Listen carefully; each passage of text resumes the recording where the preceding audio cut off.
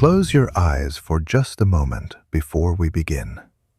Not because what follows requires darkness, but because what you are about to encounter may quietly rearrange something inside you that has been waiting, perhaps for years, to be rearranged. There is a force operating within you right now. It is not waiting to be discovered in some distant spiritual tradition or unlocked through decades of disciplined practice. It has been here since the first breath you ever drew, vast, tireless, and breathtakingly precise. And here is the part that will either unsettle you or liberate you, depending on how deeply you allow it to land. This force has been running your life all along. Every result you have achieved and every result you have avoided. Every relationship that lifted you and every one that left you hollow. Every moment of unexpected grace and every pattern of quiet self-defeat. All of it, the whole sprawling, complicated, beautiful, and painful architecture of your existence has been built by this power. The only question is whether you have been directing it consciously or whether it has been taking its instructions from the accumulated debris of your fears, your inherited limitations, and the 1,000 unexamined beliefs you absorbed before you were old enough to choose. That question ends today. Welcome to Elite Success Audiobooks. What you are about to experience is not simply information. It is a reorientation, a fundamental shift in how you understand the relationship between your mind and your reality. And once this shift occurs, it does not reverse. It cannot. Because what is seen cannot be unseen, and what is genuinely understood changes not just how you think, but who you are. Picture your entire being as a magnificent ocean vessel, powerful, capable of crossing any sea, equipped to navigate any storm. You are aboard this ship, and in the most critical position, the bridge. You are the captain. From this elevated vantage point, you survey the horizon, you read the instruments, you deliberate over charts and destinations. You choose. You reason. You weigh the evidence of your 5 senses and arrive at decisions. This is your conscious mind, the analytical, deliberate, and choosing dimension of your intelligence. It is the part of you that is engaging with these words right now, the voice inside that wonders, considers, and evaluates. But here is what most people never discover. The captain does not move the ship, not a single inch. The captain gives orders, and those orders are received without hesitation or debate by the vast and tireless crew working in the engine room deep beneath the waterline. This engine room, this silent, churning, omnipotent domain, is your subconscious mind. It never rests. It does not negotiate. It does not question the wisdom of the captain's directives or assess whether the destination is worthy. It receives an order, and it obeys. With the full force of its staggering power, it engages the engines and moves the ship precisely where it has been instructed to go. The tragedy, and it is a genuine tragedy, is that most of us are captains who have never been taught to command. We pace the bridge, giving orders that contradict each other. We say with our words, "I want abundance," while our feelings broadcast the frequency of scarcity. We declare, "I want vibrant health," while our imagination rehearses sickness. We announce our intention to change, while every cell of our emotional body clings to the familiar territory of who we have always been. And the crew in the engine room, utterly faithful, utterly literal, takes the dominant feeling, not the hopeful words, but the underlying emotional truth, as the real command. And the ship moves accordingly, into more of what we feared, into confirmation of what we secretly believed. This audiobook is the instruction manual that was never handed to you. It is the precise, practical, and profoundly transformative guide to commanding your ship with clarity, with purpose, and with the kind of faith that the engine room crew recognizes and obeys. Here is what you will discover as we move forward together. Your thoughts are seeds, but thoughts alone are not enough, not even close. The subconscious mind is not impressed by words. It is moved by feeling, by the emotional charge you wrap around an idea, by the degree to which you hold something as already true rather than as a distant wish. The fertile inner garden of your subconscious will grow anything you plant with sufficient conviction and emotional intensity. Abundance or lack, vitality or decay, love or isolation. It does not judge. It does not protect you from your own worst habits of mind. It simply grows what it receives from the gardener, from you. And once you understand this, truly understand it, not just intellectually but viscerally, in the place where your breath lives, you will never again look at your outer circumstances and wonder why your life is the way it is. You will know. And more importantly, you will know how to change it. The source of the healing you have been seeking, the key to the abundance that has seemed just out of reach, the secret to the inner peace that circumstances never seem to deliver. None of it is outside of you. It has always been within, awaiting direction. The silent genius that holds the blueprint for everything you desire has been patiently at your service.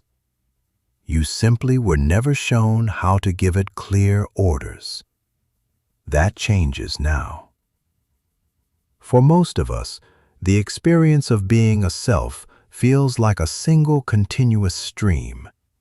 It is the voice narrating our days, the current of thoughts and concerns and intentions that flows through our waking hours. We have assumed, without ever really examining the assumption, that this thinking mind, the one that reasons, that debates, that plans the grocery list and worries about the mortgage, is the whole of who we are. But this is one of the most consequential illusions humanity lives under.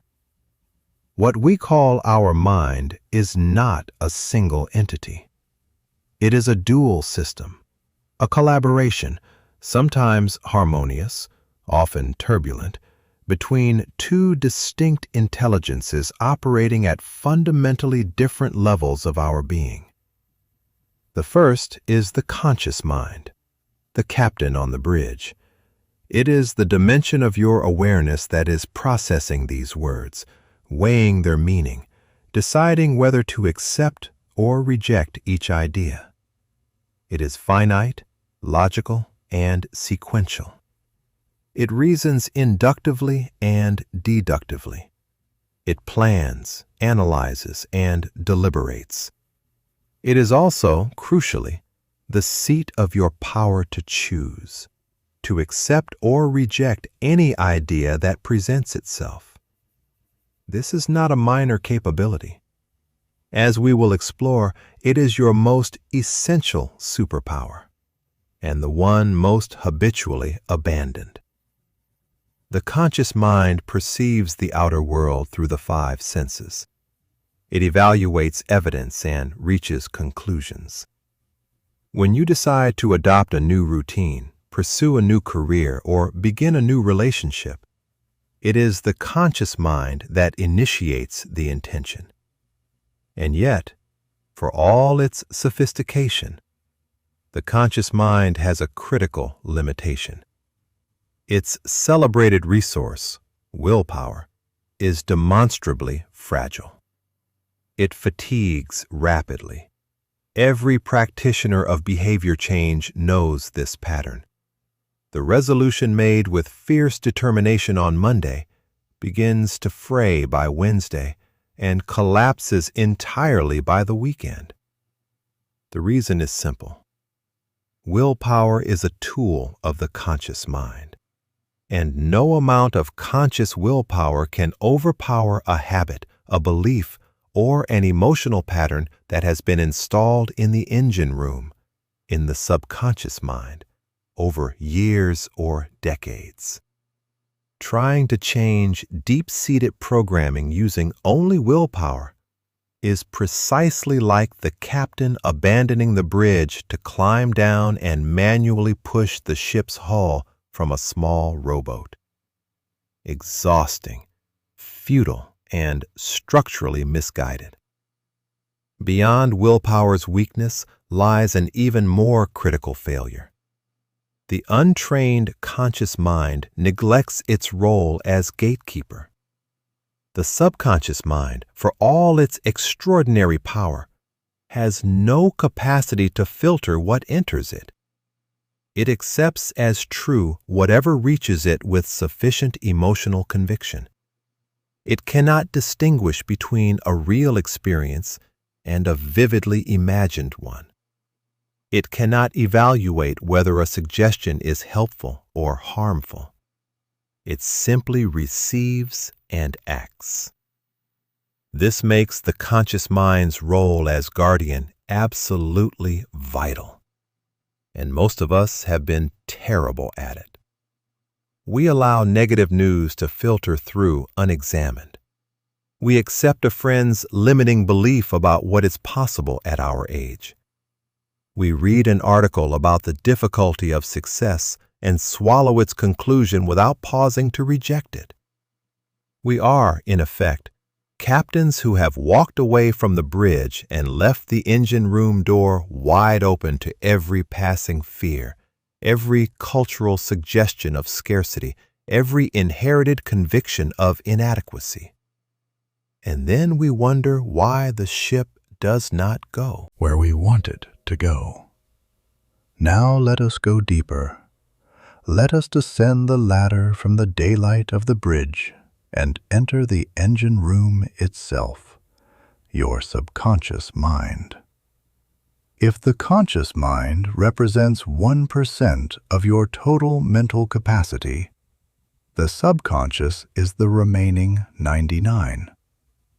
Its power is of a magnitude that the conscious mind literally cannot comprehend, because comprehension is a conscious function, and what we are speaking of here is beyond its reach. The subconscious mind does not reason. It does not think sequentially. It is the seat of your emotions, your deepest convictions, your embodied sense of what is true. It operates through intuition, instinct, and the accumulated weight of belief. And this is the fact that changes everything. It cannot distinguish between what is objectively happening in the outer world and what is being vividly and emotionally imagined in your inner world. Present it with an idea charged with sufficient feeling, and it treats that idea as a directive. It mobilizes its full resources to manifest that idea as your physical reality, regardless of whether the idea serves your highest good or represents your deepest fear. Think of it as the most extraordinarily fertile soil ever imagined. It will grow anything at all, that is planted with the right conditions. A rose or a poisonous weed. An abundant harvest or a field of thorns. The soil itself is innocent. It has no agenda, no preference, no judgment. Its single nature is to grow. With absolute dedication and extraordinary efficiency, it grows whatever the gardener, the conscious mind, deposits within it. If something in these words is already stirring something deep within you, if you feel that quiet recognition that your life is capable of far more than you have allowed yourself to believe, drop the number 1111 in the comments right now. In quantum field theory, 1111 is considered a signal of alignment, a moment when your conscious intention and the deeper field of possibility are vibrating at the same frequency. Let this be your first act of conscious intention. Your subconscious mind is simultaneously the master architect of your physical body. Without any intervention from your conscious awareness, it is right now orchestrating processes of staggering complexity, beating your heart, coordinating your breath, digesting your last meal, orchestrating the repair of millions of cells, and maintaining a chemical equilibrium of breathtaking precision.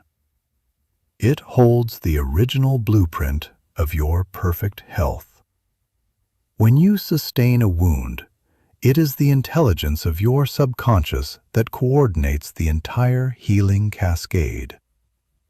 And here is the implication that should halt you in your tracks. If we can learn to communicate the blueprint of health and vitality to this intelligence clearly and persuasively, its capacity to restore harmony in the body is, for practical purposes, without limit. Your subconscious is also a perfect and permanent archive. Every experience you have ever had, every face, every voice, every emotion has been recorded in its depths since the moment of your birth. The conscious mind forgets. The subconscious never does. Those archived experiences form the foundations of your behavioral patterns, your instinctive responses, your seemingly irrational fears, and your inexplicable areas of natural talent. This vast, wakeful, perpetually active intelligence never rests. Even as you sleep and your conscious mind withdraws into rest, the engine room continues at full capacity, sustaining your body's functions and, crucially, processing the dominant thoughts and feelings you imprinted on it during your waking hours. This is why, as we will explore in depth, the moments at the threshold of sleep represent one of the most powerful opportunities you have each day to deliver clear and effective commands directly to your subconscious mind. The relationship between these two minds, when functioning as intended, is one of elegant and productive collaboration. The captain, your conscious mind, employs its gifts of reason and deliberate choice to define a destination with absolute clarity. Not fear-based avoidance of what it does not want, but a clear, positive, emotionally charged vision of where it wishes to arrive. It does not simply think about this destination, it feels it. It inhabits the emotion of already having arrived, the relief, the joy, the gratitude, the warmth of the sun at the port of its desire. This feeling-charged image becomes the blueprint, the precise directive delivered to the chief engineer. Once delivered, the conscious mind has two responsibilities. First, trust. The intelligence of the subconscious is immeasurably wiser than the conscious mind. It has access to resources, pathways, and solutions that would never occur to the captain's analytical thinking. Its job is not to specify the route. It is to hold the destination with faith and allow the engine room to determine the most efficient means. Second, guard. The captain must remain vigilant on the bridge, turning away every incoming suggestion of doubt, fear, or impossibility that would compromise the original directive.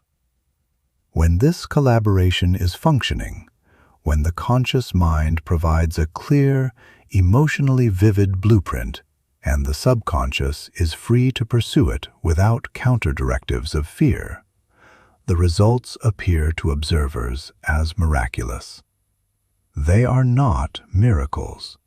They are the natural, orderly functioning of a law as reliable and impersonal as gravity.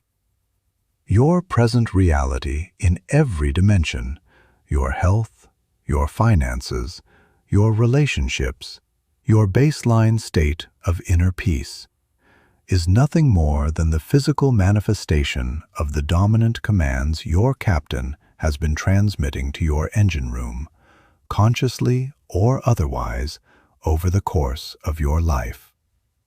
The circumstances you inhabit are not arbitrary. They are a perfect and precise reflection of the dominant inner world you have been broadcasting. And this means something of enormous consequence.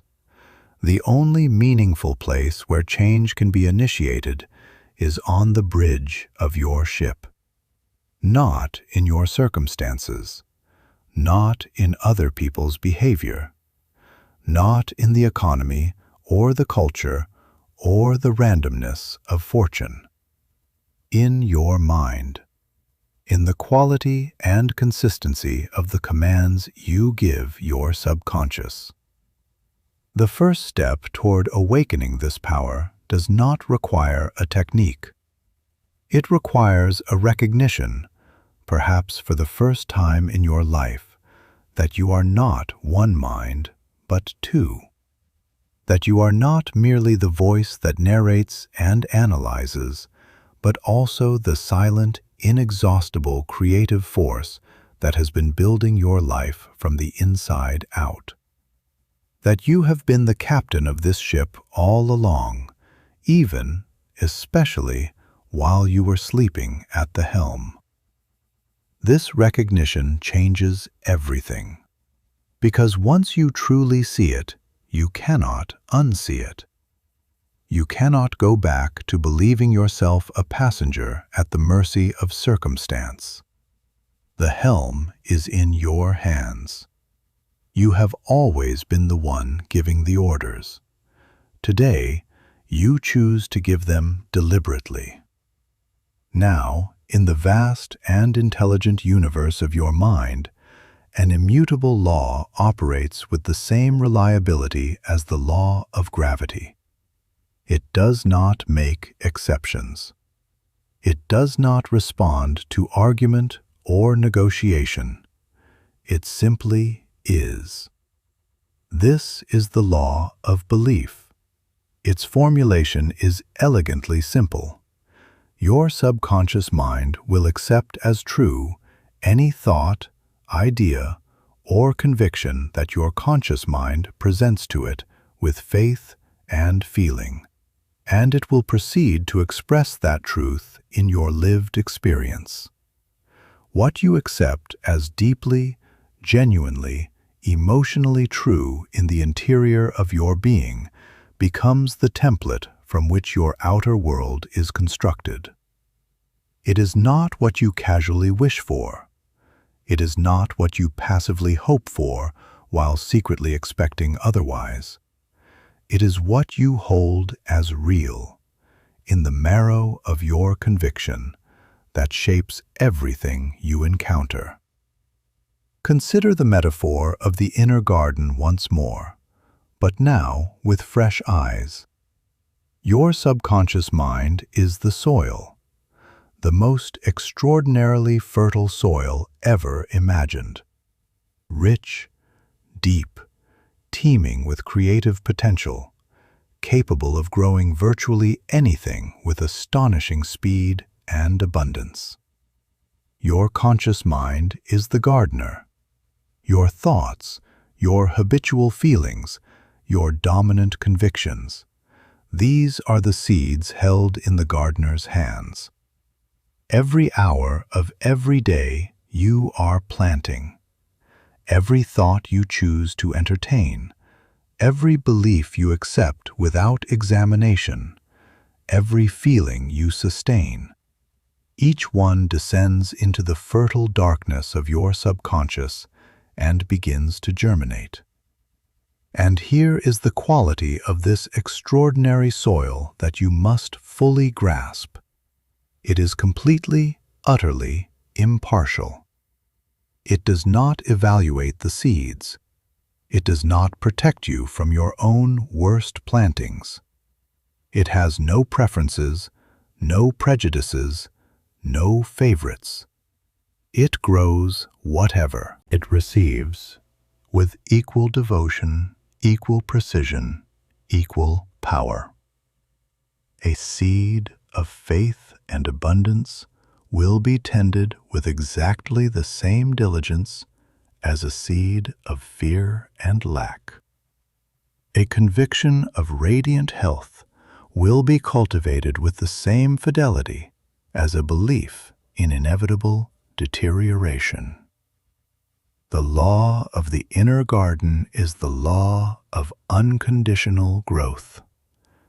There is no appeal and no exception. This is simultaneously the most sobering and the most liberating truth in this entire journey. Sobering because it means that the condition of your life right now is not an accident. It is a harvest. It is the accumulated yield of years of planting, much of it unconscious, some of it inherited, all of it real. Liberating because the moment you recognize yourself as the gardener, you reclaim absolute authority. You do not have to negotiate with the soil. You do not have to petition external forces for better conditions. You simply have to change what you plant. Starting today, starting now. The seeds that reach your inner garden come from two sources. The first is external, suggestions from other people and from the environment. From your earliest days, your inner garden was completely open, entirely without a conscious guardian. As a child, you lacked the capacity to evaluate and reject the seeds being planted by the authority figures in your world. The beliefs of your parents, the judgments of your teachers, the narratives of your culture, all were absorbed as objective truth by a subconscious that had no reason to question them. If you were told, with frequency and feeling, that money is something other people have, or that success requires suffering, or that someone like you does not achieve the kind of life you dreamed of, those seeds took root, and they have been growing ever since, operating beneath your conscious awareness, shaping your decisions, and attracting experiences that confirm what you already unconsciously believe. This process did not end with childhood. As an adult, you continue to be bombarded. News media plants seeds of fear about economic instability, physical threat, and social collapse. Advertising plants seeds of inadequacy, suggesting perpetually that what you currently are and have is insufficient. Well-intentioned friends and family members plant seeds of caution that, however lovingly offered, can quietly strangle your most expansive ambitions. The role of a master gardener, the role you are assuming by listening to this, is to stand at the gate of your mind and examine every incoming seed before it reaches the soil. When a news broadcast suggests that the economic environment makes your goals impossible, the master gardener does not simply let that seed pass. They hold it, examine it, and say with clear authority, "This seed is not entering my garden. I cultivate only the certainty of opportunity and creative solution." When a well-meaning friend warns that at your age certain things are simply no longer realistic, the master gardener does not permit that seed to land. They affirm instead the truth they have chosen. My capacity grows with my commitment, and my best years are precisely the ones I am living now. You are the only gatekeeper your subconscious has. It cannot protect itself. This responsibility belongs entirely to you. The second source of seeds is the one that ultimately matters most: the suggestions you give yourself. Your inner dialogue, that continuous, largely automatic monologue running through your mind throughout every waking hour, is the most powerful act of planting that exists. Every habitual thought is a seed. Every repeated self-assessment, "I'm not someone who can sustain this. I never have enough. Things always fall apart for me," is a seed planted with the water of repetition and the fertilizer of emotional conviction. The single negative thought holds limited power, but the thought repeated daily, the belief rehearsed habitually, the feeling sustained across months and years, that is not a seed in your hand. That is a seed in the ground, watered every day, growing inevitably into the weed that chokes your garden. But here is the great secret. The same mechanism that has been working against you can be deliberately redirected. You have the innate ability to choose the seeds of your own auto-suggestion. You can withdraw your attention from the habitual channels of fear and lack and redirect it with intention and repetition toward the seeds of what you genuinely wish to cultivate and experience. You can begin telling yourself new truths, not as lies dressed up in positive language, but as the deeper reality you are choosing to make real. There is a truth that sits at the very center of everything we are building together, and it is this: knowing the law is not enough. Understanding that your subconscious mind is the engine room, that your beliefs are the blueprints, that the inner garden grows whatever is planted. All of this knowledge, however profound, remains inert until you understand one more thing: the native language of your subconscious mind. And this is precisely where most people, even those who have studied these principles for years, fail to achieve the results they desperately want. They try to speak to their subconscious in the only dialect they know, the language of logic, of words, of conscious reasoning. They construct affirmations and repeat them mechanically. They read books and understand concepts intellectually. They try to willpower their way into new belief. And the engine room hears their noise, but receives no clear instruction. Because the crew in the engine room does not speak the language of logic. The subconscious mind is essentially deaf to argument. It is extraordinarily, almost impossibly responsive to something else entirely: emotion, feeling. The vivid, sensory, emotionally charged experience of something as already real and already true. This is the master key.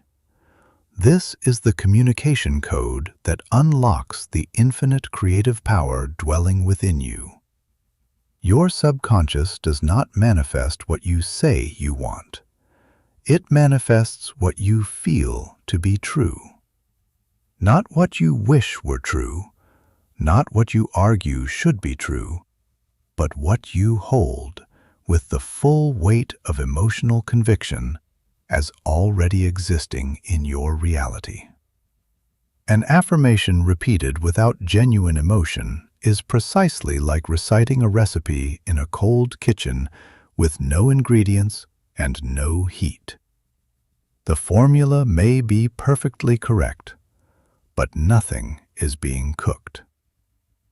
In the alchemy of the mind, feeling is the heat. It is the transformative energy that takes the mold of a thought and presses it permanently into the creative substance of your subconscious.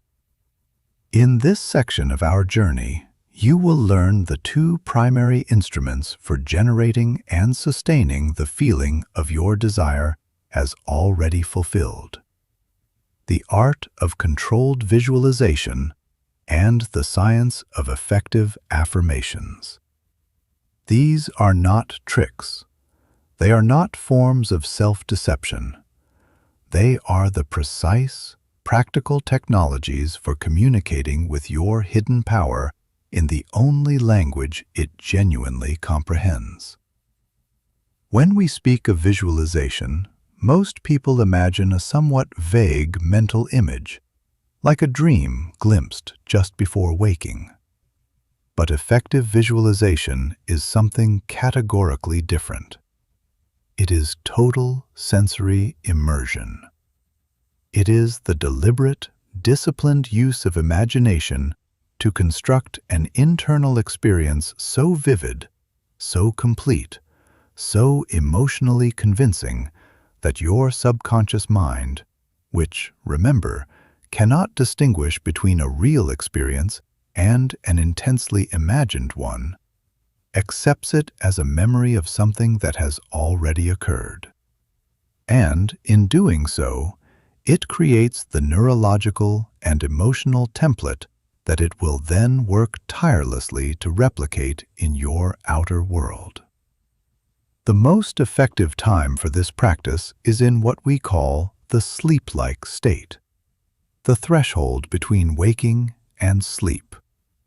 This occurs naturally as you drift toward sleep at night or in those first unhurried minutes after waking, when you are still floating in a drowsy, receptive state before the captain fully dons his uniform and resumes his analytical duties. In this state, known in neuroscience as the theta brainwave state, the conscious mind's critical, skeptical function is temporarily suspended. The gatekeeper is drowsy, the drawbridge is down, and any idea, any image, any feeling you introduce in this state reaches the subconscious without the usual filters of doubt and logical objection. This is not mysticism.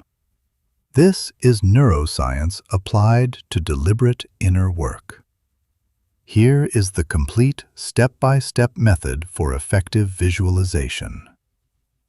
First, define your desire with crystalline precision. Before you close your eyes, you must know exactly what you want. Not a vague aspiration, but a specific, concrete, positive statement of what you wish to be true. Clarity is not optional. It is the foundation of everything that follows. Second, bring your body to stillness and your mind to quiet. Find a comfortable position. Close your eyes. Take several slow, deliberate breaths, extending the exhale. With each release of breath, feel your body releasing tension. From your feet upward through your legs, your abdomen, your shoulders, your face. You are preparing the ground. You are making the soil receptive. Third, construct your scene of the wish fulfilled. This is the most important step in the entire process, and it must be understood precisely. You are not visualizing the process of obtaining your desire. You are visualizing a brief, vivid scene that takes place after the desire has already been realized. A moment that implies it is already done. If your desire is restored health, you do not visualize the treatment or the recovery. You visualize a moment that could only exist after full health has been restored. A friend embracing you and saying, with genuine astonishment and joy, "You look absolutely extraordinary. What happened? You are glowing."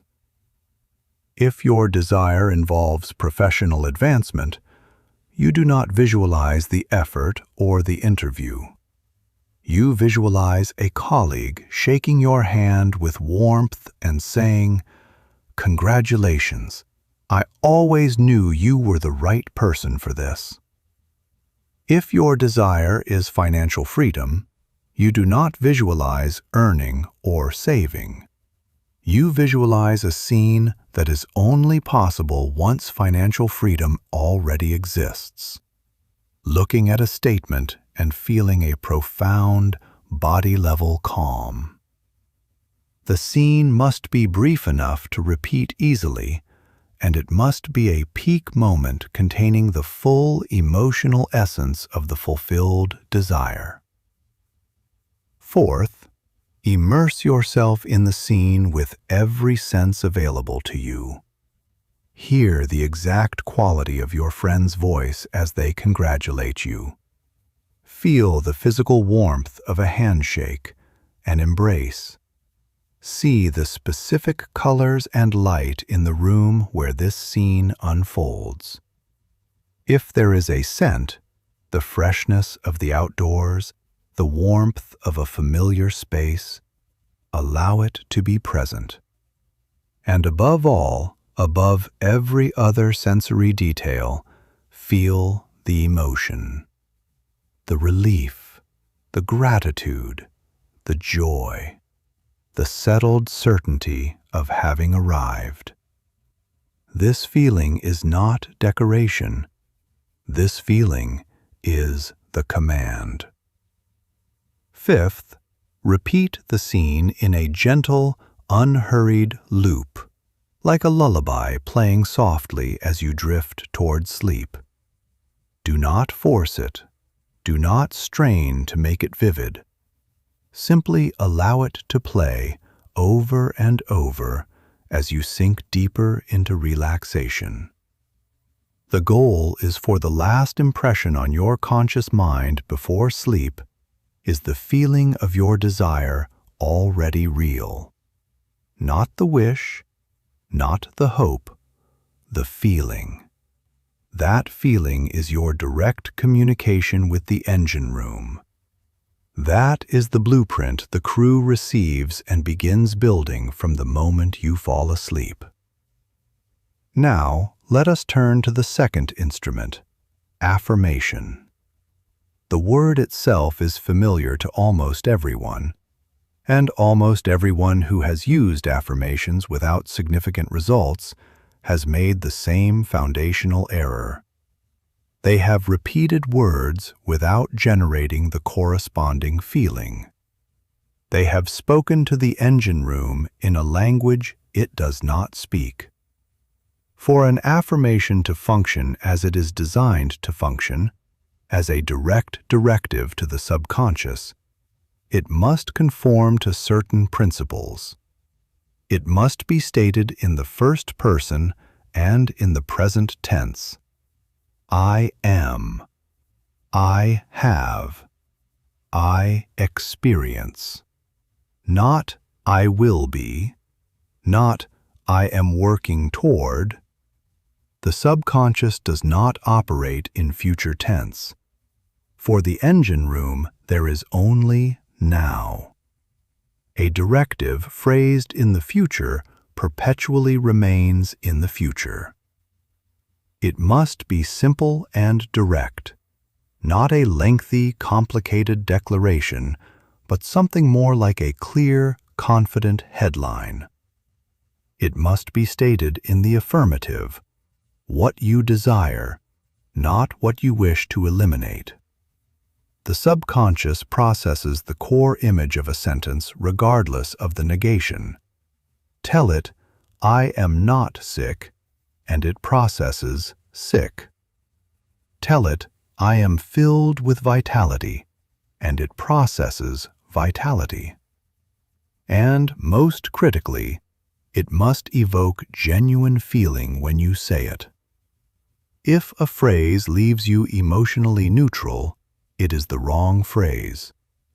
The right affirmation is one that, when repeated with real attention, produces something, a warmth, an expansion, a quiet sense of recognition, a subtle joy.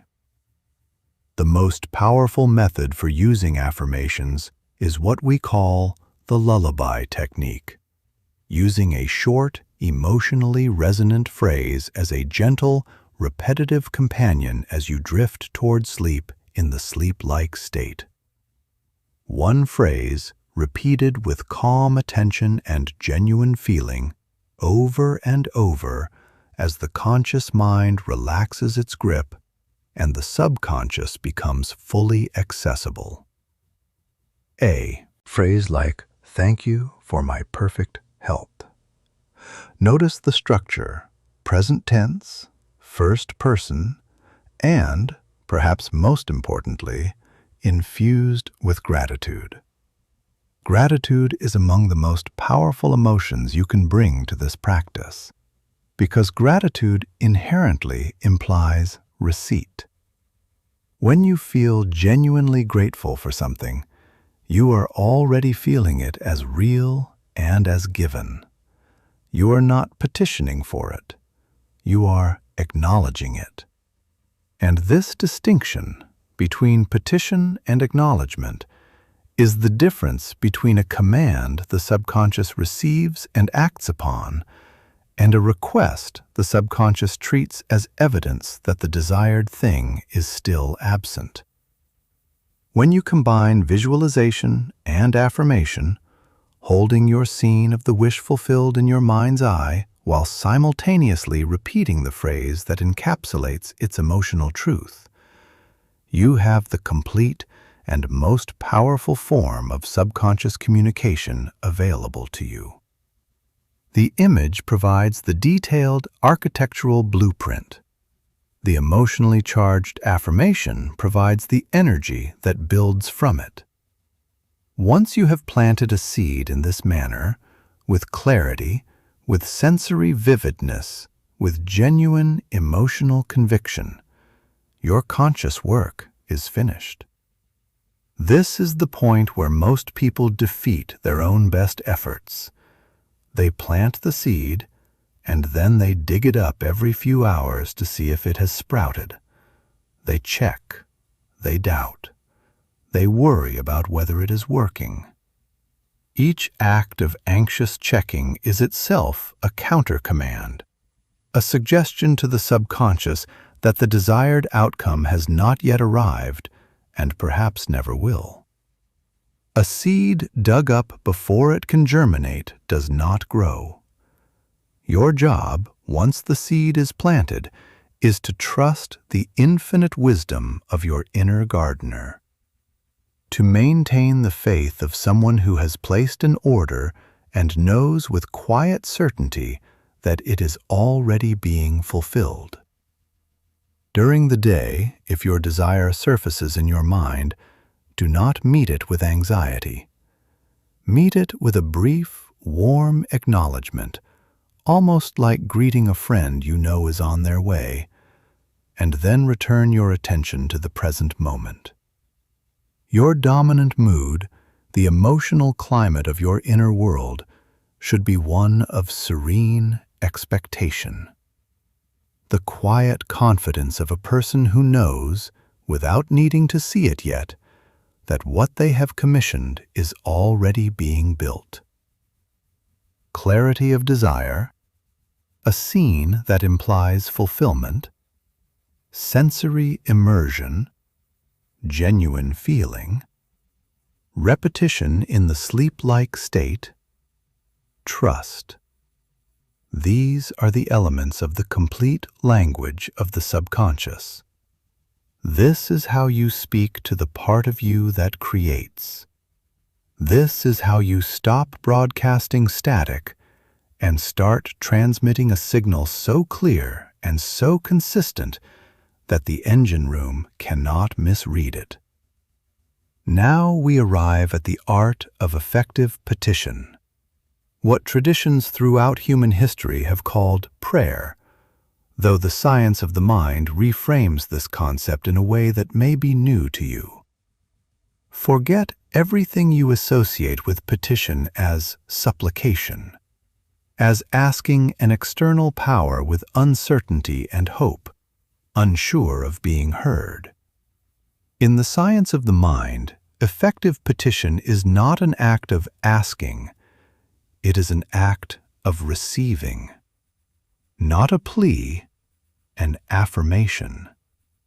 Not a conversation with something distant, a structured, deliberate communion with the infinite intelligence already residing within you. To understand this, consider a master architect. Your deepest desire, whether perfect health, genuine prosperity, or a relationship of extraordinary harmony, is the magnificent building you intend to construct. Your conscious mind is the architect who draws the blueprints. Your subconscious mind is the master builder, with an unlimited crew ready to construct anything presented to them with precision and power. And the infinite intelligence of the universe is the limitless storehouse of all necessary materials. What happens when a master builder receives blueprints that are vague, contradictory, or incomplete? They cannot build anything of coherence or beauty. The quality of what gets constructed depends entirely on the quality of the original blueprint. Effective petition is the art of drawing a perfect mental blueprint. It is the process of creating a mold in consciousness so clear, so detailed, and so saturated with the conviction of its reality that the subconscious has no alternative but to take that mold and materialize it in three-dimensional form. There are 7 essential elements to this master blueprint. 7 steps that move you from vague longing to precise, receivable creative command. The first is absolute clarity. Define your desire in specific, positive, concrete terms. Not more money, but a clear and specific financial reality.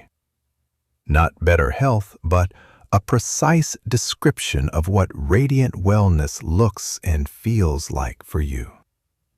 Not a better relationship, but a clear sense of the quality of connection you are choosing to experience. The second step is to identify the feeling beneath the desire. Ask yourself, what emotional state do I believe this outcome will produce? What is the feeling, not the object, not the circumstance, but the actual interior state that I associate with this desire being real? You do not want the car. You want what the car represents: freedom, security, self-expression. You do not want the money. You want what the money allows: peace, generosity, ease. You do not want the relationship.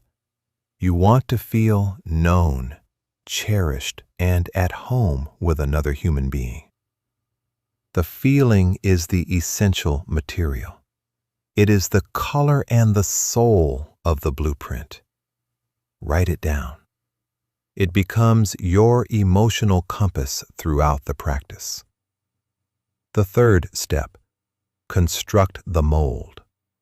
Create the brief, complete, emotionally loaded scene of the wish fulfilled. The scene that takes place after. The congratulations received. The test results that show perfect clarity. The account statement viewed from a place of deep and settled peace.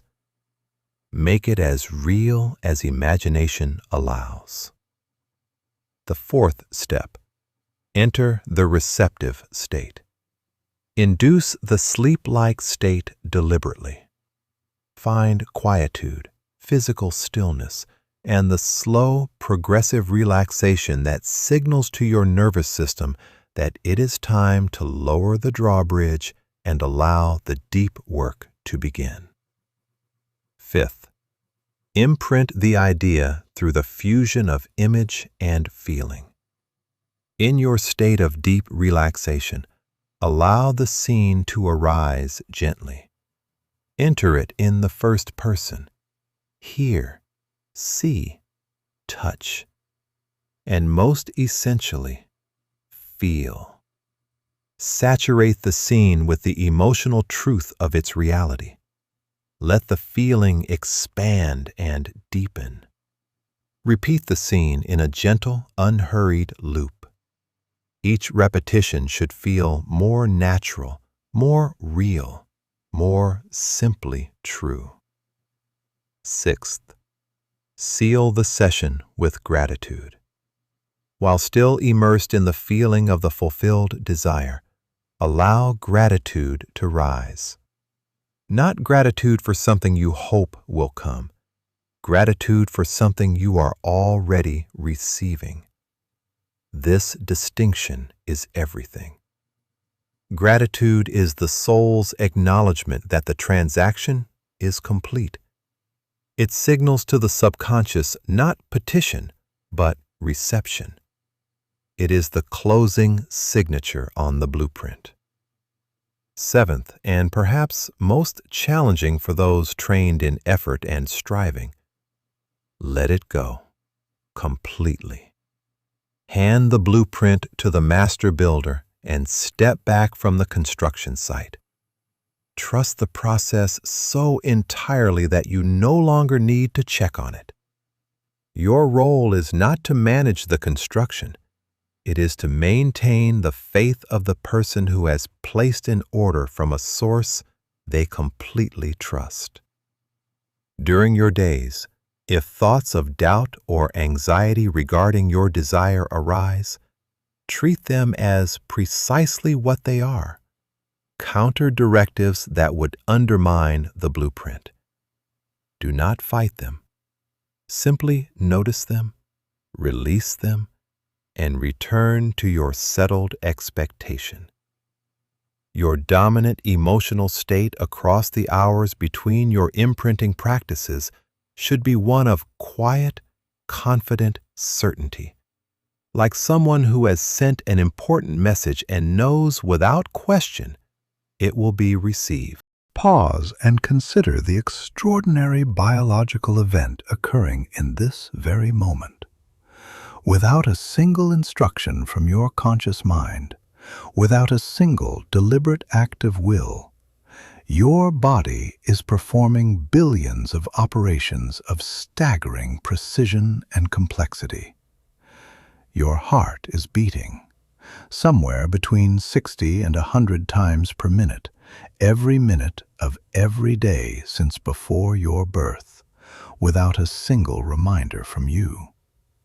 Your lungs are expanding and contracting, extracting oxygen from the air and delivering it to cells throughout your entire body. Your digestive system is transforming your last meal into usable energy. Your immune system is identifying and neutralizing potential threats. Your endocrine system is maintaining a chemical balance of extraordinary sophistication. And somewhere in the background of all of this, the continuous cellular repair that keeps you alive. Millions of cellular replacements and restorations happening without your awareness or participation. Who is conducting this orchestra? Who is the silent architect that took a single fertilized cell and over 9 months constructed the astonishing complexity of a human body and has been tirelessly maintaining and repairing that body every second since? That intelligence, that healing, constructing, sustaining power is your subconscious mind. And once you understand what this means, the implications for your health and your well-being become extraordinary. Your subconscious mind is not simply a psychological repository of memories and emotional patterns. It is the master builder and chief biochemist of your physical form. It is the intelligence that knows, without being taught, how to transform a wound into new skin, how to consolidate a fracture into solid bone, how to generate a precisely targeted antibody for a pathogen it has never encountered before. Within it resides the original blueprint, the perfect template for every cell, every tissue, and every organ of your body. This template represents optimal health, harmonious functioning, and abundant vitality. Your body's default, most natural state is not disease. It is wellness. Illness, in most cases, is not a random misfortune and not a punishment. It is the result of interference. It is what happens when the gardener, the conscious mind, has been chronically and most often unconsciously planting the seeds of fear, anxiety, resentment, and limiting belief in the garden of the body. These poisonous seeds distort the original blueprint. They create interference patterns that prevent the healing intelligence of the subconscious from doing its work with full efficiency. The goal of this section of our work is to help you understand how to remove that interference, how to stop planting the seeds that compromise your health, and how to begin delivering to your healing intelligence the clear, emotionally vivid blueprint of the wellness it already knows how to build. The most devastating seed you can plant in the garden of your body is chronic fear. To inhabit a persistent state of anxiety about illness, about the future, about lack, about loss, is to keep your body in a continuous state of biological emergency. Fear activates what physiologists call the fight or flight response, flooding your system with cortisol and adrenaline. These are powerful, useful chemicals in an acute crisis. But when they become the ongoing climate of your inner world, they are profoundly destructive. Chronic elevated cortisol suppresses immune function, leaving you vulnerable. It drives systemic inflammation, which underlies an extraordinary range of chronic conditions. It disrupts sleep, digestion, cognitive clarity, and emotional regulation. Living in a sustained state of fear is, quite literally, a slow and progressive form of self-poisoning. And here is the dimension of this that most people never confront. The fear of a specific illness can create the precise physiological conditions that make that illness more likely. The subconscious mind, receiving the dominant image of disease, which is what chronic worry about an illness essentially plants, treats it as a directive and works with faithful efficiency to align your biology with that dominant picture. This is not superstition. It is the straight, mechanistic consequence of the law of belief applied to the body. Beyond fear, the other primary category of harmful seeds are the limiting beliefs about health that most of us absorbed without examination. At my age, it is normal to start having problems. This single sentence, accepted without question, functions as an instruction to your subconscious to begin deteriorating your body according to an external, arbitrary schedule. The truth is that age is not a disease. The body is designed for sustained vitality. Everyone in my family has this condition. Genetic predisposition is a fact of biology.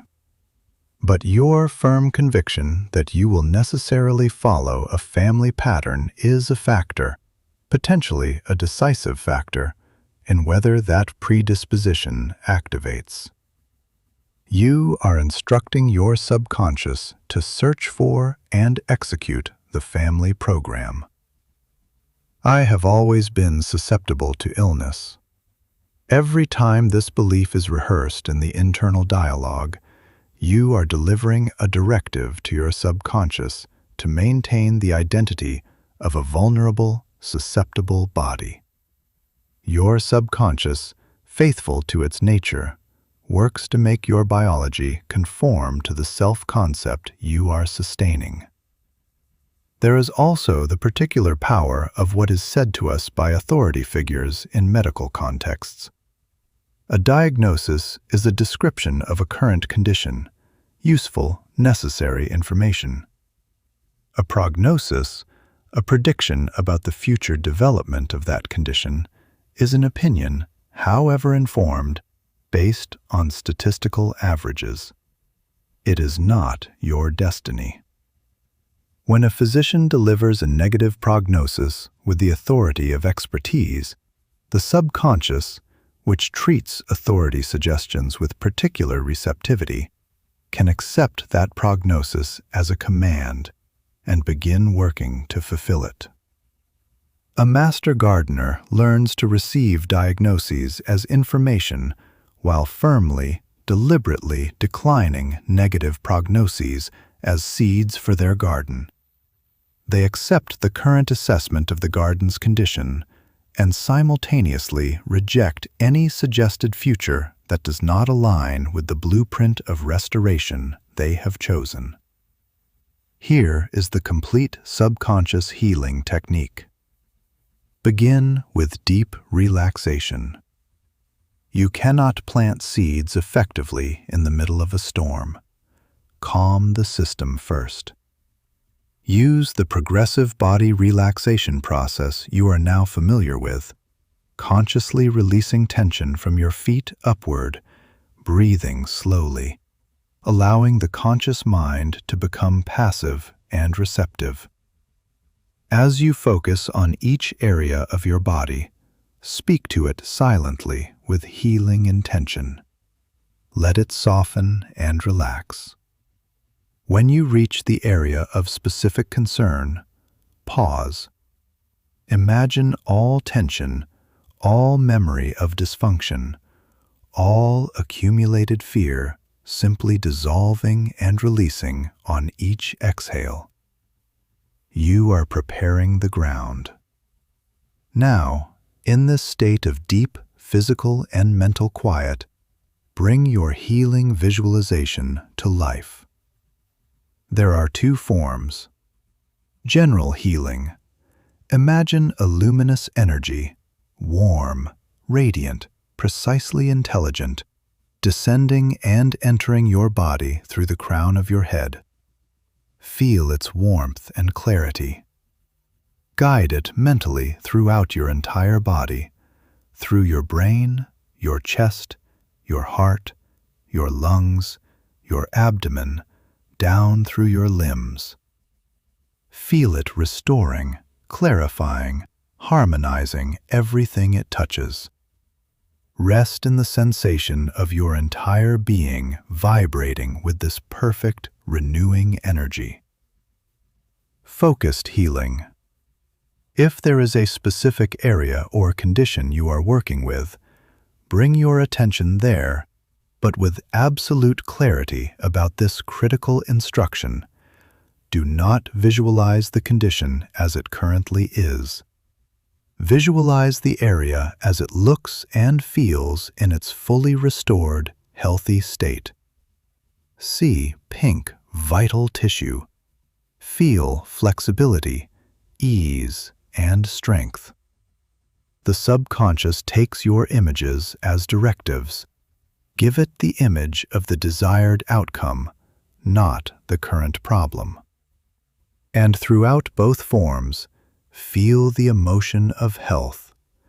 Feel what your body feels like when it is vibrant and well. Feel gratitude, deep, genuine gratitude for this restoration as if it is already complete. Introduce your healing affirmation. Keep it simple. Keep it present tense. Let it be gentle and repetitive, a lullaby for your body's deepest intelligence.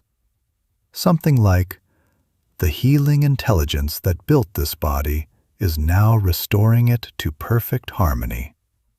Or simply, "Every cell of my body is responding with vitality and grace right now."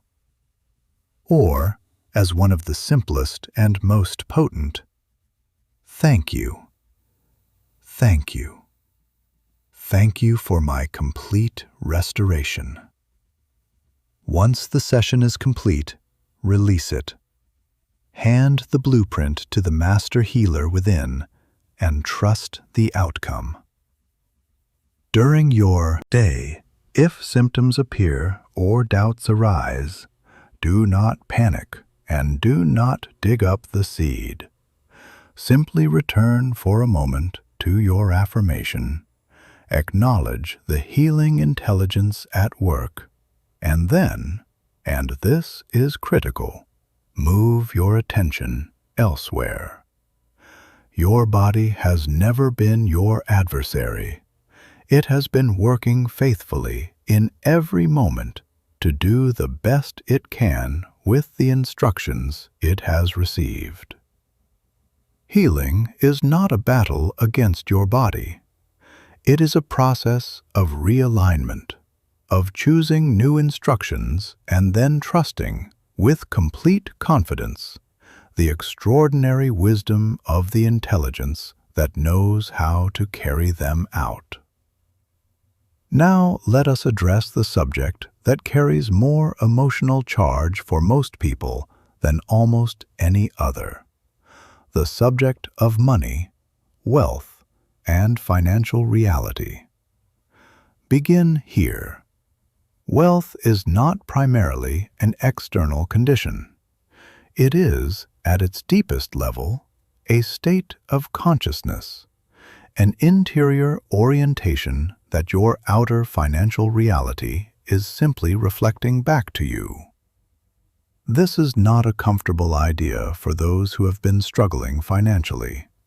and that discomfort is understandable. But the law of the mind applies with equal precision in the realm of finance as in every other dimension of life. Your current financial reality is a harvest. It is the yield of the seeds of thought and feeling that have been planted, most of them unconsciously, in the garden of your subconscious. And here is what this means in practical terms. Changing your financial reality does not begin with more effort in the external world. It begins with changing the dominant inner world from which your outer financial circumstances are continuously being generated. There are two fundamentally different orientations from which a person can approach the subject of money. The first we might call scarcity consciousness.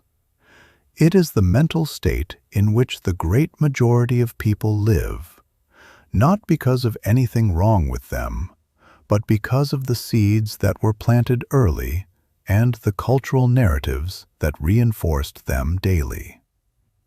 The hallmarks of scarcity consciousness are a habitual focus on what is lacking rather than what is present, a tendency to associate money with anxiety rather than with ease, resentment or suspicion toward those who have more, and a chronic internal monologue that centers on limitation, crisis, and the insufficiency of what currently exists.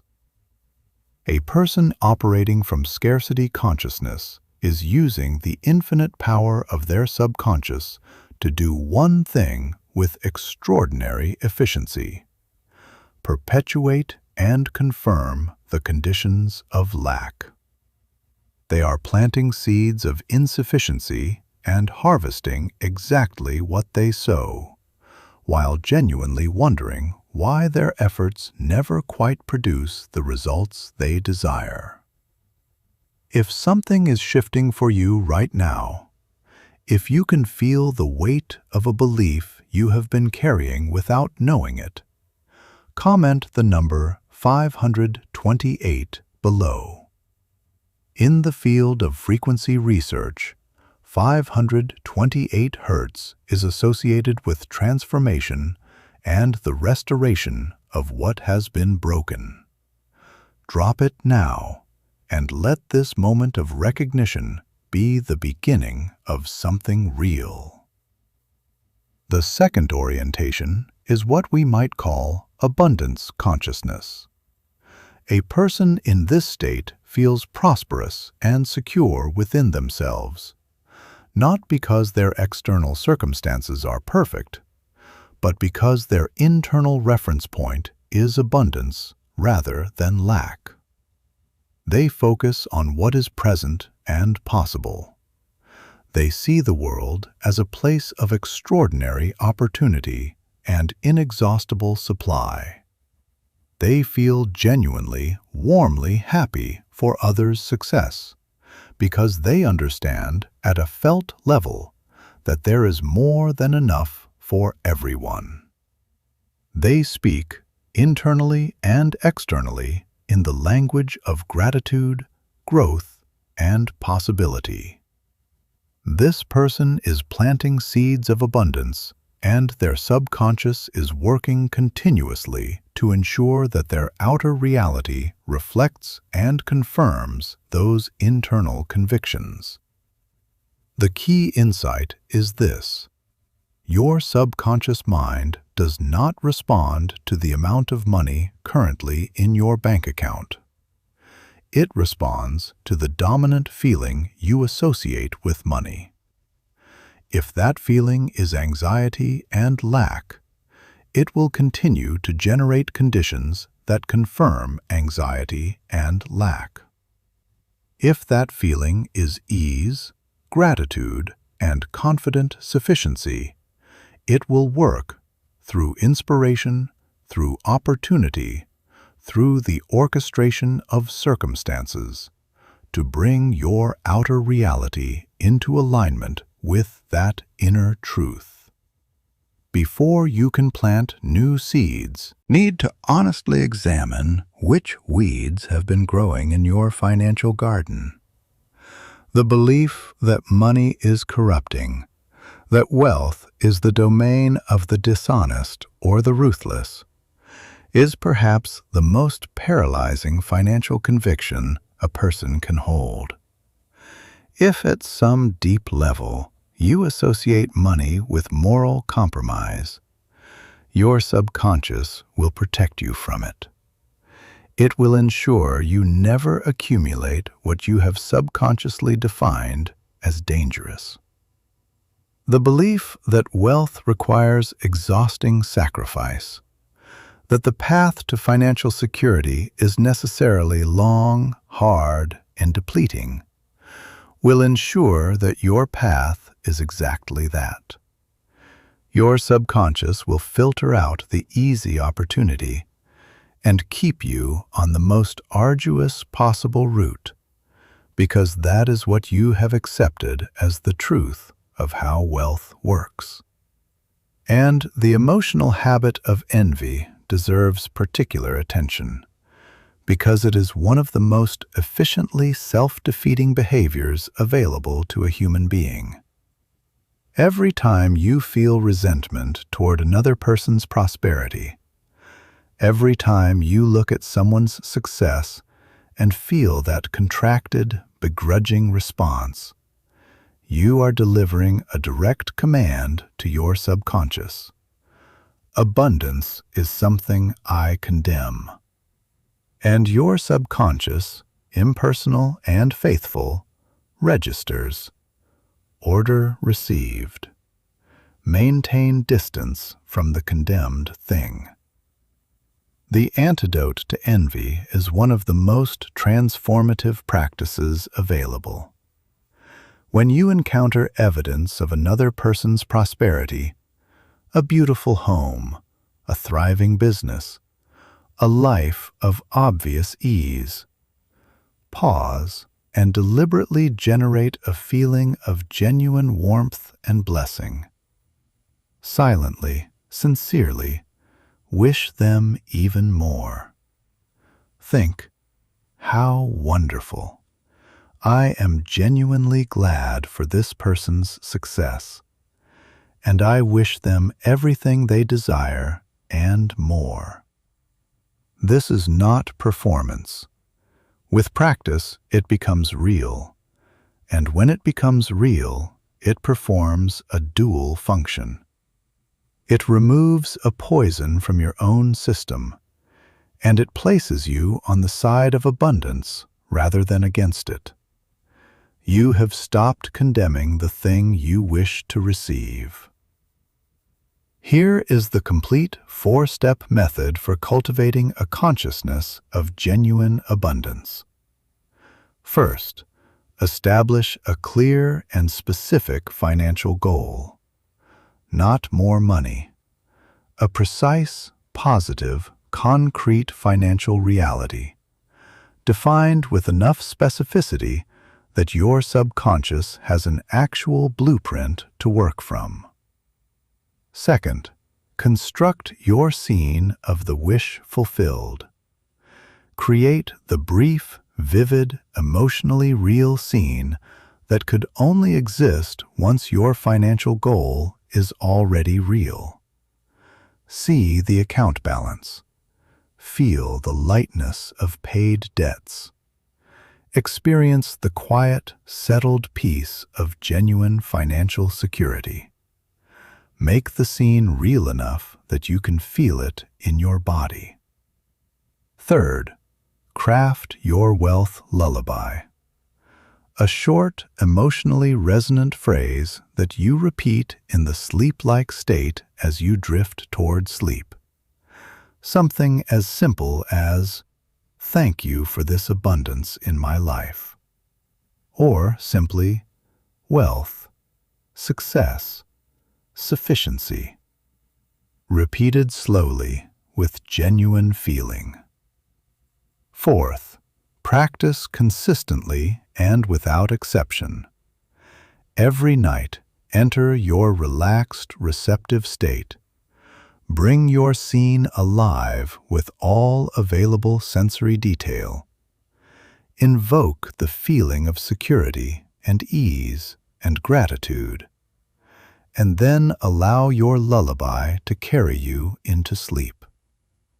Repeat in the morning, in those first precious minutes before the captain is fully alert. And during your waking hours, practice the art of sustaining a climate in your inner world that is congruent with the abundance you are cultivating, noticing evidence of abundance in the world around you, blessing rather than begrudging others' success, and steadily withdrawing your attention from the internal monologue of lack. Your subconscious, once it accepts the template of abundance as its operating truth, will begin working through channels you could not predict or engineer consciously. An unexpected idea, a chance conversation that opens a door, an intuition to act in a direction that seems unrelated but proves to be precisely the right move. Your role is to maintain the practice and to pay careful attention to these promptings, to have the awareness to recognize them and the courage to act when they arrive. Of all the dimensions of your life that the law of the mind governs, perhaps none is more tender, more charged with longing, or more frequently misunderstood than the realm of your relationships. We are relational beings in the deepest possible sense. Our sense of meaning, our experience of joy, our capacity for growth are all profoundly shaped by the quality of the connections we share with others. And yet for so many people, relationships are a persistent source of pain, cycles of conflict that never quite resolve, patterns of disconnection that repeat across different partners and friendships, a longing for harmony that circumstances seem determined to deny. The reason most people struggle in this area is that they are operating from a fundamentally mistaken premise. They believe that their relational experience is determined by what the other person does, says, thinks, or feels. They invest enormous energy in attempting to change, convince, manage, or persuade others. And in doing so, they encounter the most reliable law of human psychology. Resistance grows in proportion to the force applied against it. The law of the mind reveals something categorically different, something both more challenging and more empowering than anything external strategy can offer. Your outer relationships are a reflection of your inner relationship. The quality of every connection you experience with another person is fundamentally shaped by the content of your own consciousness, by the beliefs you hold about yourself, the expectations you carry about others, and the dominant emotional frequency you are broadcasting from the center of your being. Your subconscious mind is, in this sense, a broadcasting tower. Every moment of every day it is emitting a signal, a frequency composed of your dominant thoughts, your settled convictions, and your habitual emotional tone. The people who appear in your life and the quality of how those relationships unfold are not random. They are a response to your broadcast. Other people's subconscious minds receive your signal at a level far below conscious awareness and respond accordingly. If your internal broadcast carries the frequency of self-judgment, people will tend to judge you. If your broadcast carries distrust, you will attract circumstances that confirm your suspicion of others. If you carry at a deep, unexamined level the belief that you are fundamentally unworthy of love or loyalty, you will consistently draw toward you people and situations that reinforce that belief. Conversely, and this is the genuinely transforming implication, when you cultivate within yourself a genuine orientation of self-respect, warmth, and goodwill, you begin broadcasting a different frequency entirely, and the world around you begins to respond. To change a relationship, you do not begin by trying to change the other person. You begin by changing the broadcast at the source. When you encounter a relationship in your life that has become a source of chronic pain, resentment, hurt, persistent conflict, the natural response is to rehearse the grievance, to replay the offense, to maintain the imaginary dialogue in which you finally say everything you have held back. It feels like justice. But observe carefully what you are actually doing when you sustain resentment. You are planting the seeds of bitterness in your own garden. You are generating within yourself the toxic emotional chemistry that robs you of peace, vitality, and the capacity for joy. The other person, wherever they are, whatever they are doing, is not suffering the consequences of your resentment. You are.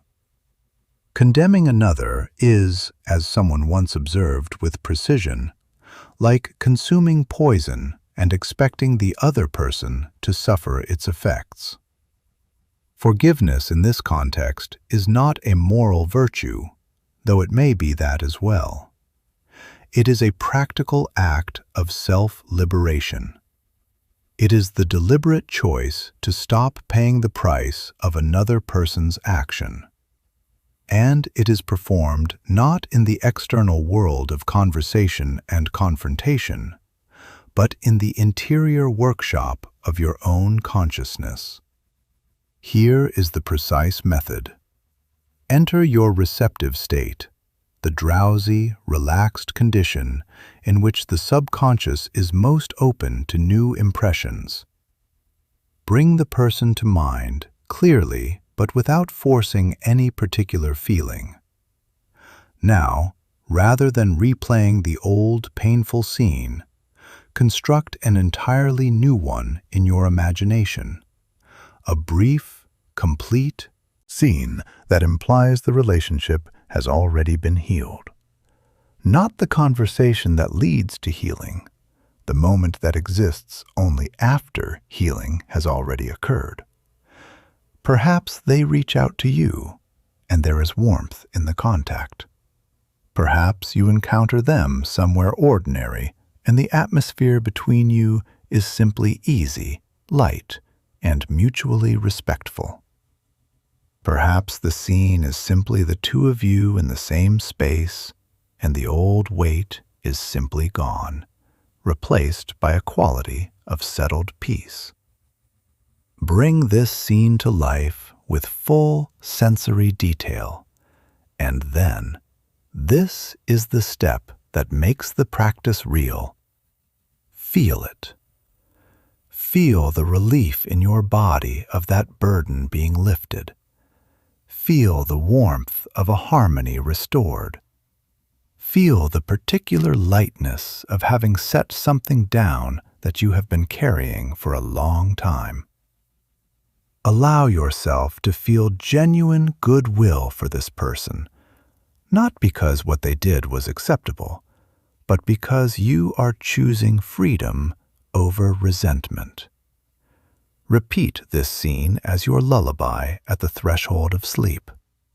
Maintain it consistently, night after night. And during your waking hours, when a thought of resentment toward this person arises, replace it immediately with a quiet, sincere inner wish for their well-being. Not for their benefit, for yours. Because every moment you spend in genuine goodwill is a moment you are planting a seed of peace in your own garden. The same principle applies to attracting new relationships, whether a life partner, a professional collaborator, or a circle of friends whose quality matches what you know yourself to be capable of. The approach that most people take, focusing on what they do not want, or creating an exhaustive external checklist of desired qualities, is a conscious mind strategy that fundamentally misses the point. The subconscious approach is deeper and infinitely more effective. Define the essential qualities of soul you wish to experience in a partner, not their appearance or their professional status, but their character, their kindness, their honesty, their curiosity, their capacity for genuine connection. Then, and this is the step most people skip entirely, become those qualities in your own life. The law of resonance is precise. You attract what you are, not what you desire.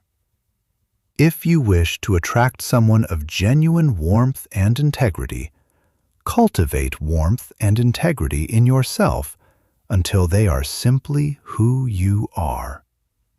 Then construct your scene of the fulfilled relationship. Not the falling in love, not the first encounter. The scene that exists only when you are already happily, securely, deeply partnered. Feel a ring on your finger. Feel the comfortable, familiar presence of someone who knows you completely and chooses you completely. Feel the particular peace of a love that is settled and sure. Hold these feelings at the threshold of sleep. Let them be the last impression your conscious mind carries into rest. Trust the extraordinary intelligence of your subconscious to orchestrate the rest. We must now confront directly the force that more than any other prevents people from living the lives their subconscious is capable of building. Fear, and its constant companion, worry. These two, fear the emotion and worry the mental habit, are not merely uncomfortable states. They are the inverted application of the law of belief.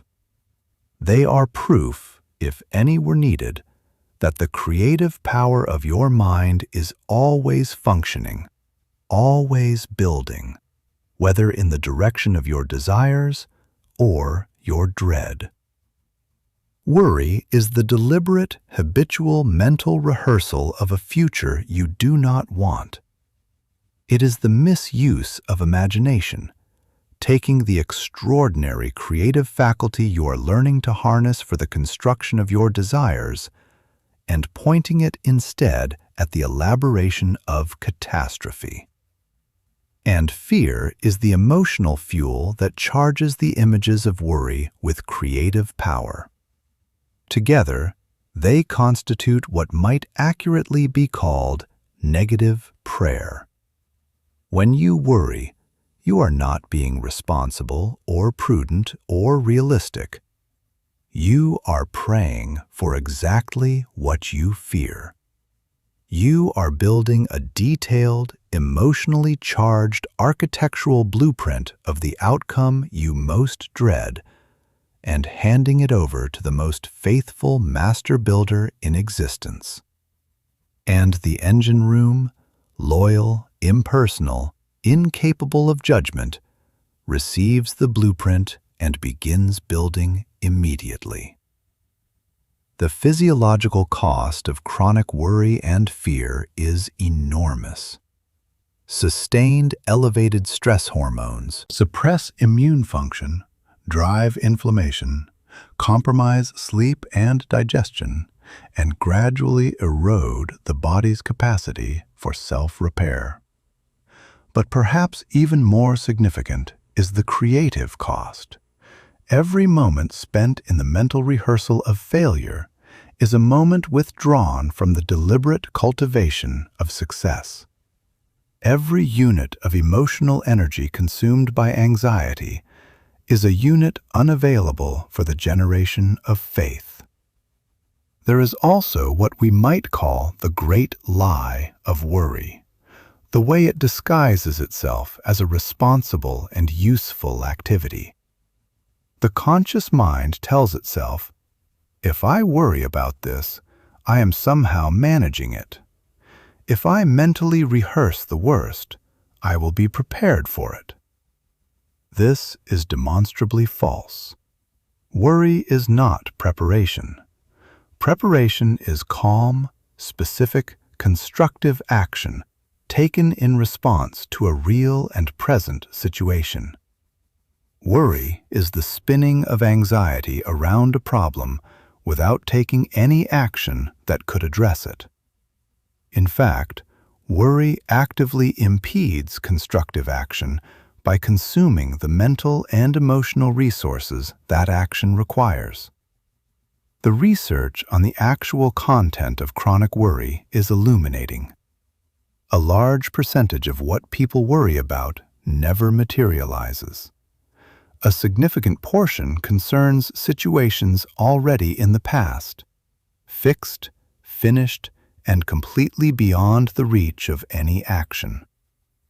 Much of the remainder involves health concerns that magnify small symptoms into imagined catastrophes, or social anxieties about others' perceptions that prove entirely unfounded.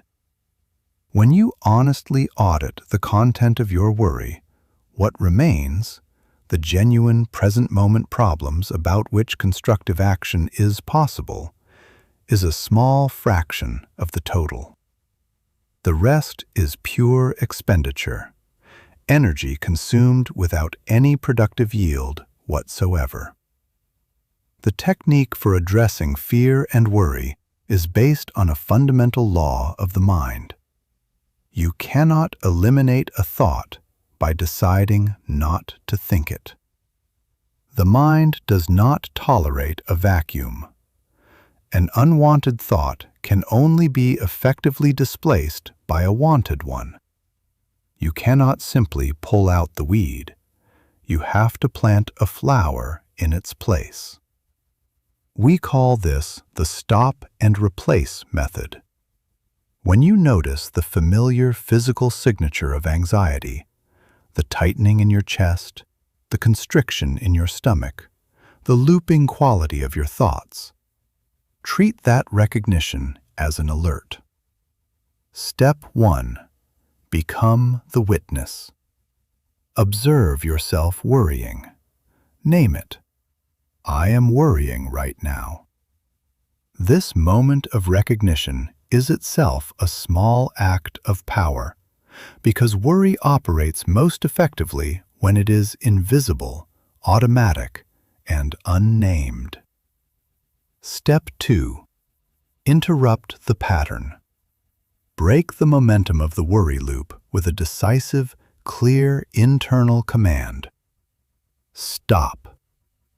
Some people find it useful to visualize a red light or a stop sign.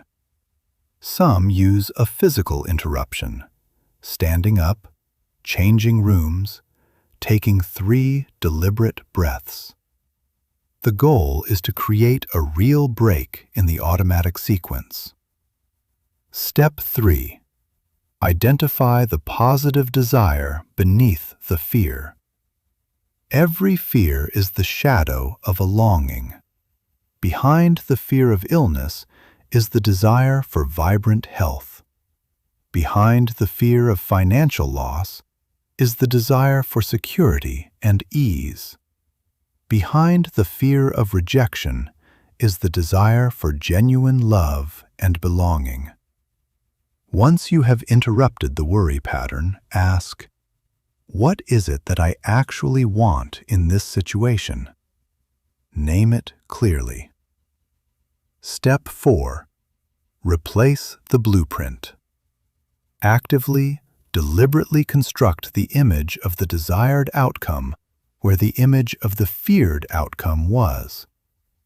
If you were mentally rehearsing a presentation going badly, replace that image now, vividly, with full sensory commitment, with the scene of the presentation going extraordinarily well. Your colleagues leaning forward with engagement. The questions arriving from a place of genuine interest. The feeling at the conclusion of having communicated something of real value. Build this replacement image with the same completeness you bring to your visualization practice. Step 5. Generate the feeling of faith as the antidote. While holding your replacement image, deliberately invoke the emotion you would feel if this positive outcome were already assured. The specific feeling of relief, of gratitude, of settled confidence. Hold it for at least 20 seconds. Breathe into it. Allow it to move through your body. This feeling is not simply a mood. It is a direct chemical intervention in your nervous system, the specific antidote to the neurochemistry of fear. Fear and faith cannot occupy the same space at the same moment. By consciously choosing the feeling of faith, you are actively dissolving the feeling of fear. Comment the number 369 below if this is landing somewhere real in you right now. Nikola Tesla called 3, 6, and 9 the key numbers of the universe. A pattern he believed pointed to something fundamental about how energy organizes itself. In the science of the mind, 369 represents the 3 elements of effective inner work: clarity of desire, the emotional charge that activates it, and the consistent repetition that makes it permanent. Let that number in the comments be a declaration. I am beginning to work with this in a real way. Now we turn to what may be the single most powerful and most consistently underutilized tool for subconscious reprogramming available to you: the gateway of sleep. Throughout your day, your conscious mind, the captain, is largely on duty. His critical, analytical, skeptical function is active. New suggestions that contradict existing beliefs are evaluated, questioned, and frequently rejected before they reach the subconscious. But as you relax into sleep each night, something remarkable happens. Your brainwave activity begins to slow. You move from the alert beta state through the relaxed alpha state and into the deeply receptive theta state. In this theta state, the same state that characterizes deep meditation and the twilight moments between sleep and waking, the critical function of the conscious mind is suspended. The gatekeeper is drowsy. The analytical captain is resting his eyes. And the path to the subconscious is open, unguarded, and completely accessible. Any idea, image, or feeling you introduce in this state reaches the fertile soil of the subconscious directly, without filters, without resistance, without the usual skeptical commentary that would otherwise intercept and dismiss it. It is accepted as true, as a directive, as a command that the engine room immediately begins working to fulfill. Your last conscious impression before sleep, The dominant feeling or image that occupies your awareness as you cross the threshold is the instruction that your subconscious will work on for the next several hours. Every hour of sleep following that last impression is hours of subconscious labor in the direction of whatever you planted. The morning transition is equally valuable. In those first minutes after waking, before the captain is fully uniformed and operational, you pass through the theta and alpha states again. These precious moments before full waking consciousness engages represent another open window. What you choose to fill your mind with in those first minutes sets the inner weather for everything that follows in the day. Your nightly practice should unfold as a deliberate ritual rather than an accidental collapse into unconsciousness. Begin at least an hour before sleep by creating conditions that support genuine receptivity. Dim the screens, quiet the stimulation, and allow your nervous system to begin its natural transition.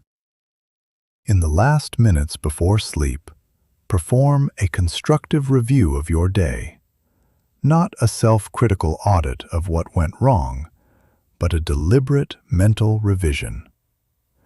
For any moment of your day that did not unfold as you would have wished, replay it in your imagination as it would have gone ideally. Not to deny reality, but to prevent the imprint of failure from being the last signal your subconscious processes before sleep. Then, enter your relaxed state through progressive body awareness and deliberate breath. And in the deepest, most receptive layer of that state, bring your scene of the wish fulfilled to life. Inhabit it completely. Feel it with every available sense. Let the emotion of its reality, the gratitude, the relief, the joy, be the entire atmosphere of your inner world. And then, as you feel yourself beginning to drift, allow your lullaby affirmation to carry you across the threshold. Your short, emotionally resonant phrase, repeated gently, with genuine feeling, until consciousness dissolves into sleep. Your morning practice is briefer but equally important. When you wake, resist the immediate impulse to reach for your phone or begin mental planning. Stay for a few minutes in the theta-alpha state. Let your first interior conversation be one of gratitude. Genuine acknowledgement for the new day, for the body that sustained you through the night, for the specific desires you are cultivating.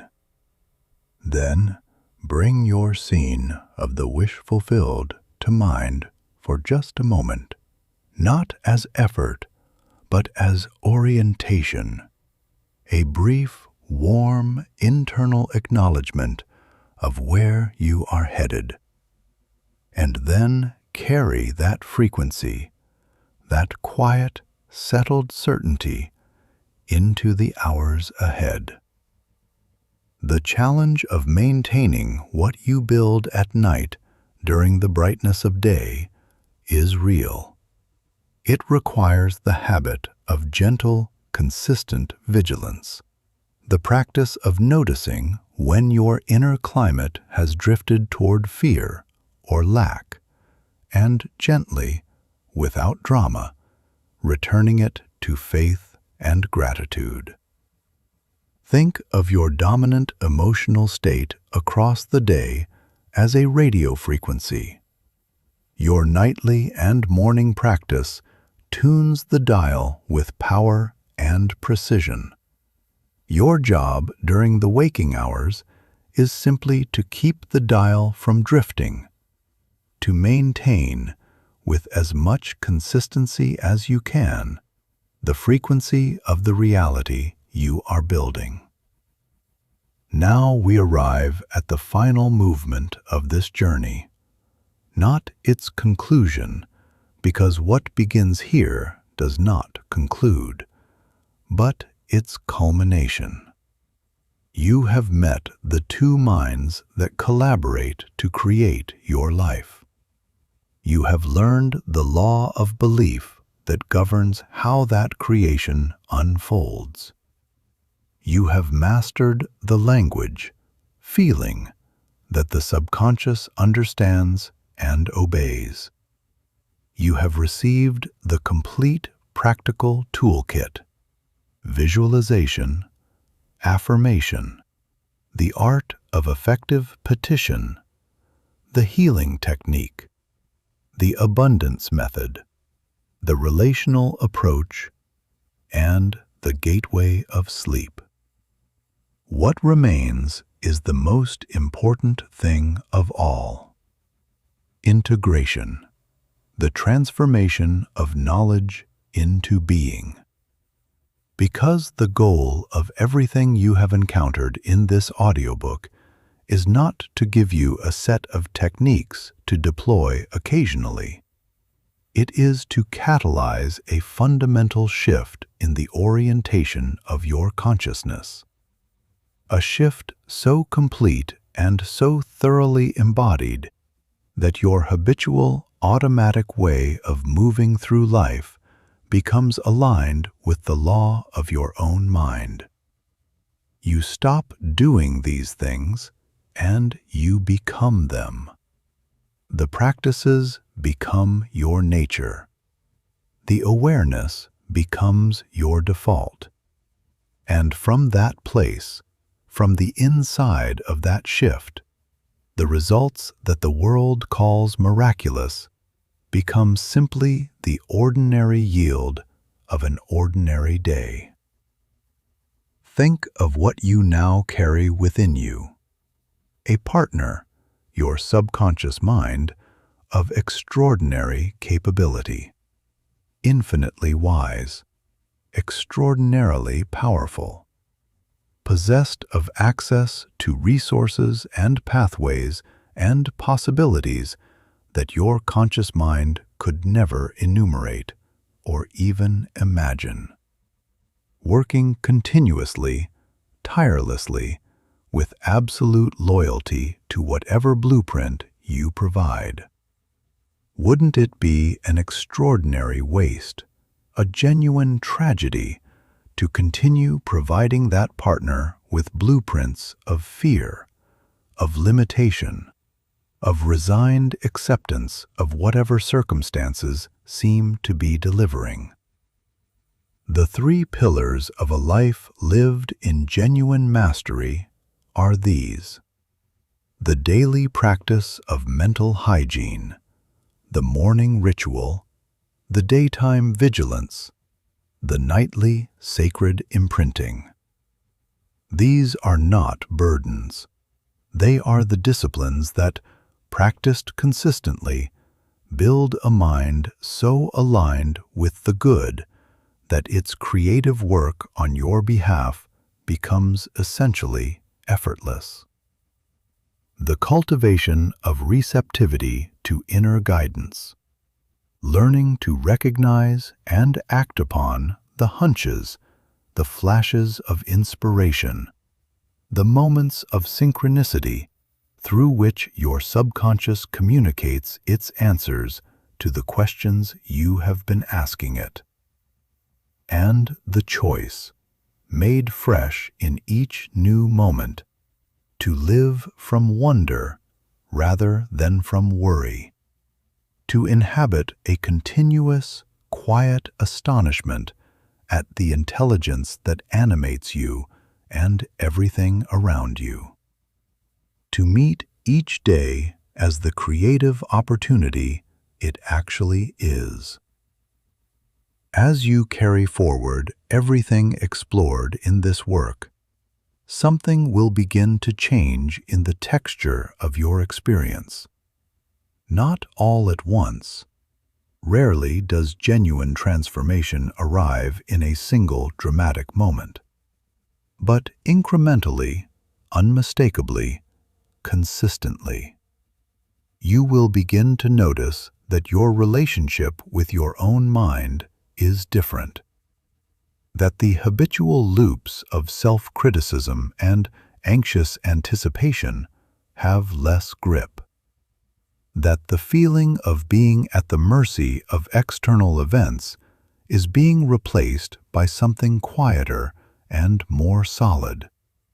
A sense of authorship, of being, if not in control of every circumstance, then genuinely in command of your response to every circumstance. And as you maintain the practice, as you continue planting with intention and tending with faith, you will find that what the world calls luck begins to behave differently in your life. Opportunities that seem to arrive from nowhere, encounters at precisely the right moment, solutions that present themselves when you had stopped straining to find them. These are not coincidences. These are the orchestrations of an intelligence that has been working on your behalf all along, and that is now, finally, working from a clear and coherent blueprint rather than from the accumulated noise of unexamined fear. You came to this journey perhaps uncertain of what you would find, perhaps carrying a quiet, persistent sense that your life was capable of more than it had yet expressed. That sense was accurate. It has always been accurate. The capacity was never absent.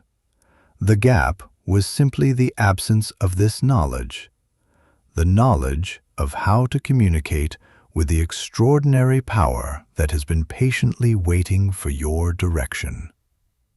Now you know. The engine room has been yours all along. The garden has always been waiting for a conscious gardener. The blueprint has always been yours to draw.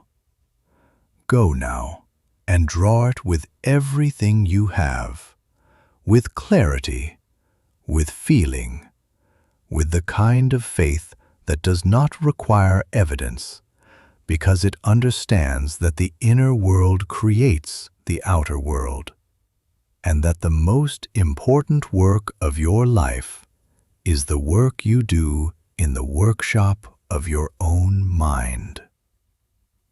What is possible for a person who genuinely applies what lives within these pages? The answer is beyond what this moment can fully contain.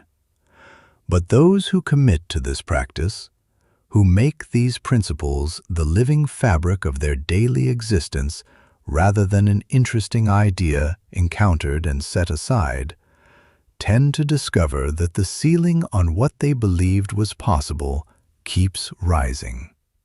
Not because the law changes, because they change. And as they change, so does everything they touch. This has been Elite Success Audiobooks. The knowledge is now yours. The direction belongs to you. The silent partner is ready. Begin. There is a moment that comes in the life of everyone who genuinely commits to this work. Not a dramatic moment, not a moment announced by trumpets or sudden revelation, but a quiet, unremarkable morning when you wake up and realize that something has shifted. The quality of your first thought is different. The familiar weight that used to settle on your chest before the day had even properly begun is lighter. The internal monologue that once ran on a loop of inadequacy and anxious anticipation has slowed, softened, and begun to carry a different tone. You cannot point to a single event that caused this. There was no single event. There was practice. There was consistency. There was the accumulation of small, daily acts of conscious planting. Seeds of faith laid down in the fertile darkness of the sleep-like state. Morning affirmations spoken into the quiet before the world made its demands. Moments of deliberate substitution when old fear thoughts were gently but firmly replaced with the images and feelings of the life you are choosing. This moment, this quiet, ordinary, unmistakable morning, is the confirmation that the law is working, that the engine room has received the new blueprints, that the master builder has begun constructing from a different set of instructions. And when this moment arrives, the most important thing you can do is not celebrate it and stop.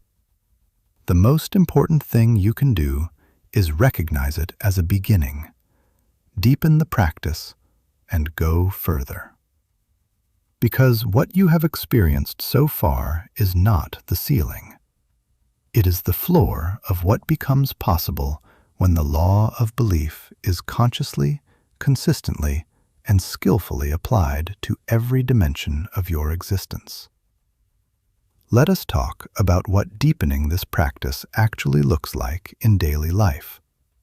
Because the gap between understanding these principles and living them is bridged not by more information, but by a quality of attention that most people never cultivate. That quality is what we might call inner listening.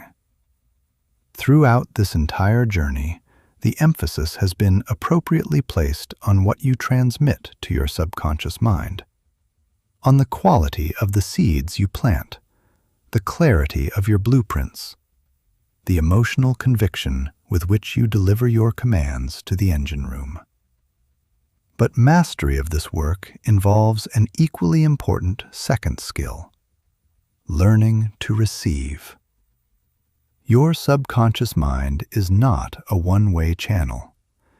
It is an extraordinarily sophisticated intelligence that is continuously communicating with you, not in the language of words and logic, but in the language it naturally speaks. Intuition, impression, sudden knowing, and the quiet insistence of a recurring idea that keeps returning no matter how many times you dismiss it. The hunch you get about a particular direction, the one that has no logical basis and yet carries an unmistakable sense of rightness. That is your subconscious presenting you with information it has processed at a level far deeper than conscious analysis can reach.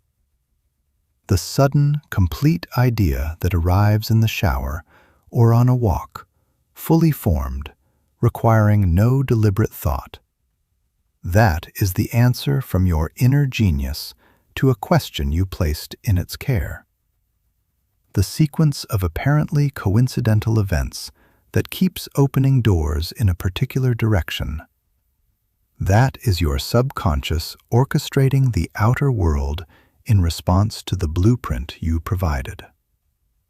Learning to recognize these communications, and crucially, learning to act on them, is what elevates this practice from the occasional production of impressive results to the consistent, reliable, almost effortless flow of what the world calls a fortunate life. The key discipline here is stillness, not the absence of activity, but the cultivation of a quality of inner quiet that creates space for the whisper of your deeper intelligence to be audible above the noise of daily mental traffic. This is why every tradition of wisdom that has ever existed, in every culture, across every era, has included some form of contemplative practice. not because sitting quietly has mystical power in itself, but because the subconscious speaks in frequencies that the busy, distracted, constantly stimulated conscious mind simply cannot hear. Give yourself moments of genuine stillness each day.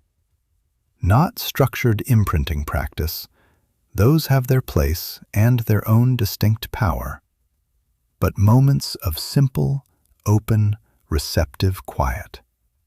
A few minutes in the morning before the day accelerates.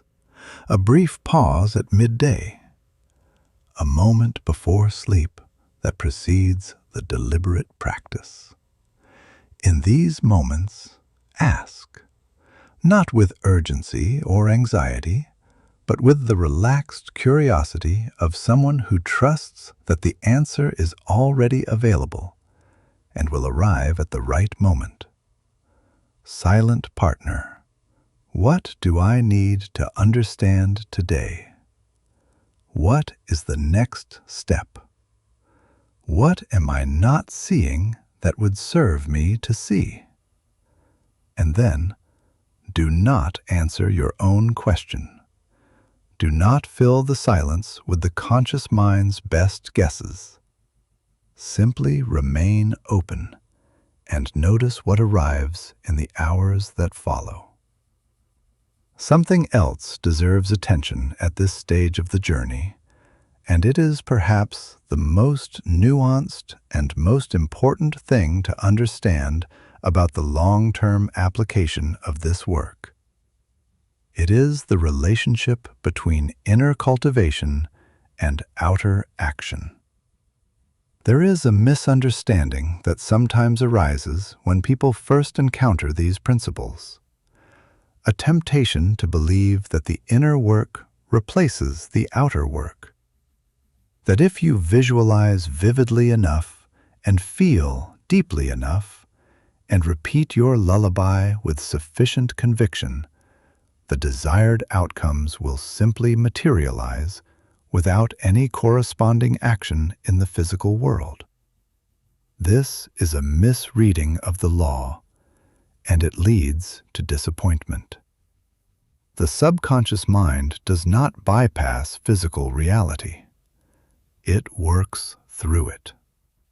The pathways through which your subconscious orchestrates the fulfillment of your desires are, almost without exception, pathways that involve your own action. The inspired idea requires you to act on it.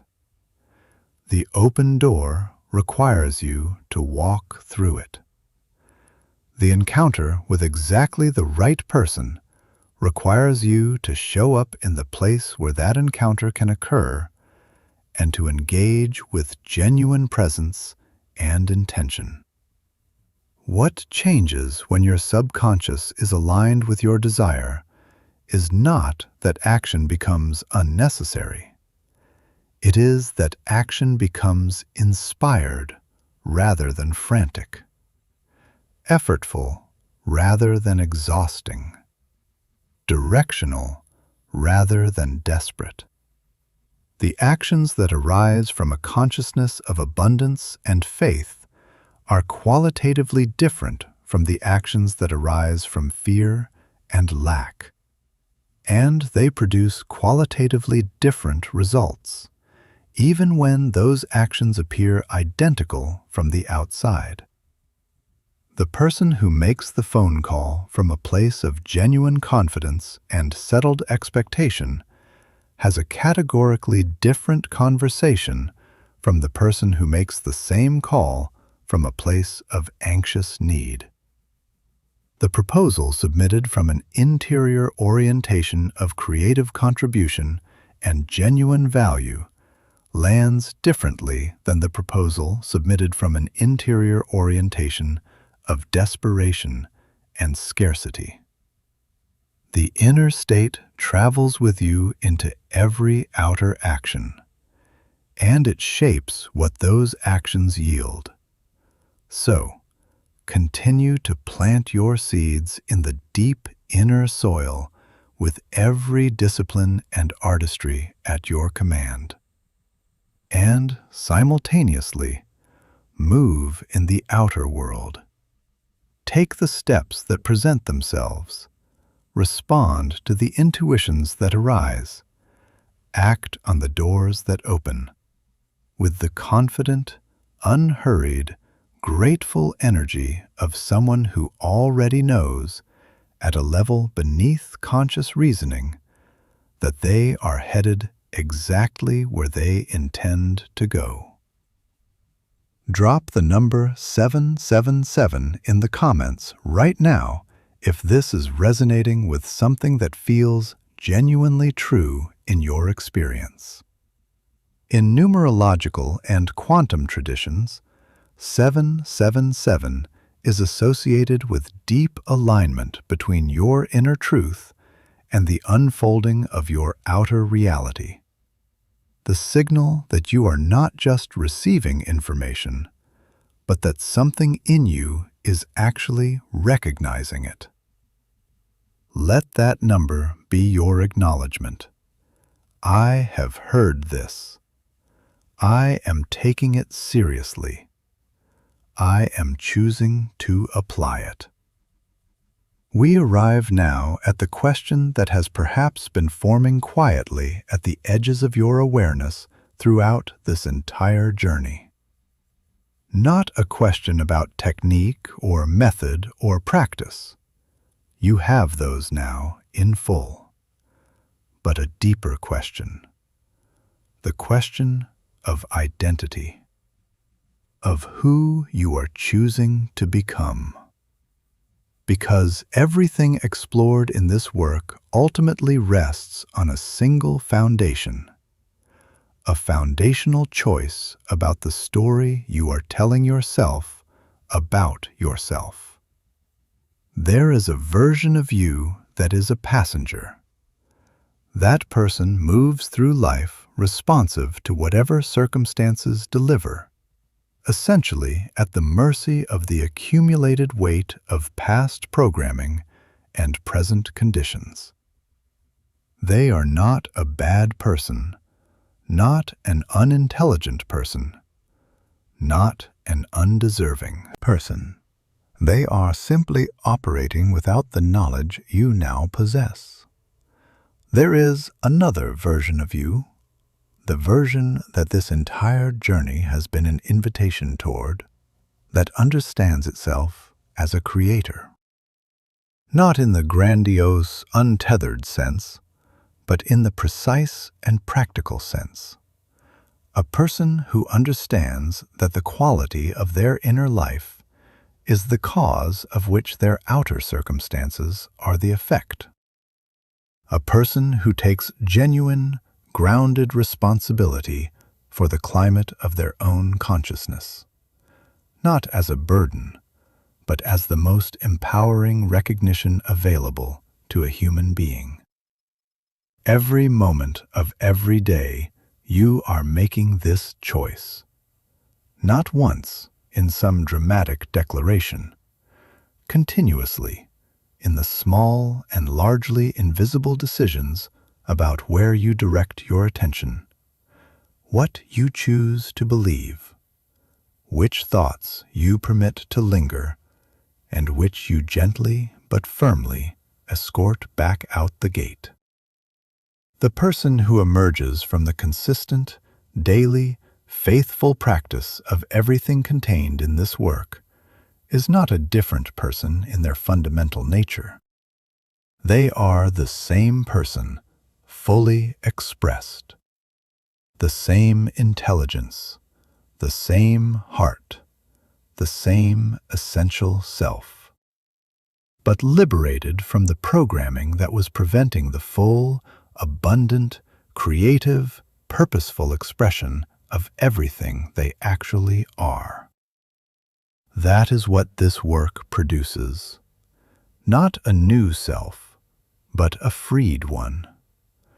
Not a manufactured positivity layered over genuine human complexity, but an authentic alignment between your deepest intentions and the daily reality of your life. You have everything you need. You have always had everything you need. The engine room has always been there. The crew has always been faithfully at their posts. The capacity has always been extraordinary. What was missing was the knowledge of how to give the orders clearly, how to speak the language the crew understands, how to be the kind of captain that the ship deserves. Now you know. This is Elite Success Audiobooks. The work begins the moment you close your eyes tonight and plant the first deliberate, faithful, emotionally vivid seed of the life you are genuinely choosing. It continues every morning when you wake and greet the new day from the inside of your emerging abundance, rather than the outside of your lingering lack. It deepens every time you practice genuine blessing toward another person's success. Every time you interrupt a fear thought and replace it with faith. Every time you choose the feeling of the wish fulfilled over the feeling of present limitation. The progress may not always be visible. The garden does not show its growth on a daily basis. But the law is always working. Always. Without exception and without delay. Every seed you plant with genuine feeling and genuine faith is already germinating in the infinite intelligence of your subconscious. Every blueprint you deliver with clarity and conviction is already being built by the most extraordinary master builder in existence. Trust the process, honor the practice, and prepare with the quiet, settled confidence of someone who understands exactly how this works, to be genuinely astonished by what your life becomes.